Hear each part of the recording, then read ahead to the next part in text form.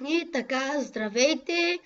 Днес ще ви покажа как да си изтеглите, откъде да си изтеглите и да го инсталирате Euro Truck Simulator. Така, трябва да влезем в Замунда. Чакай да си го изтеля. Значи трябва да влезем тук в Замунда. Ето, тук са картинките на самата игра и може би мишката не се вижда. И аз снимам за Windows 7, пак да кажа, ето. И трябва да щракате ето това. Ето това трябва да го щракате. Като го щракнете, ето щракам го. Аз ще си избера да е в дето. И тук си избирате папка. Аз ще избера тая папка, запиши го.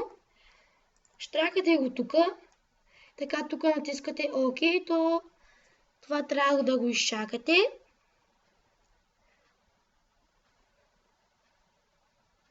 Ще спра клипа докато се изтегли. Естествено.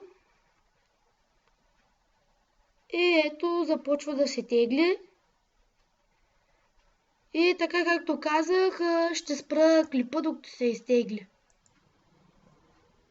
И така върнах се. И ето както виждате се изтегли Euro Truck Simulator. Ето го, значи влизате тук, щракате го. И така, щракате ето тук, трябва да ви излезе ето този прозорец. Щракате ето тук. Така, натискате да. Тук аз ще го намеся на английски, така. Да, натискате.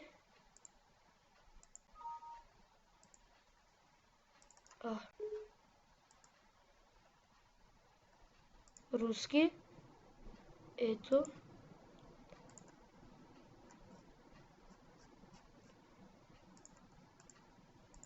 Така.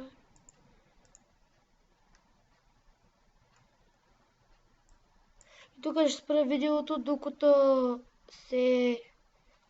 зареди. Така и така, върнах се. Ето това беше завършено. Така, свалям всичко. Ето така е завършено. Ето е самата икона.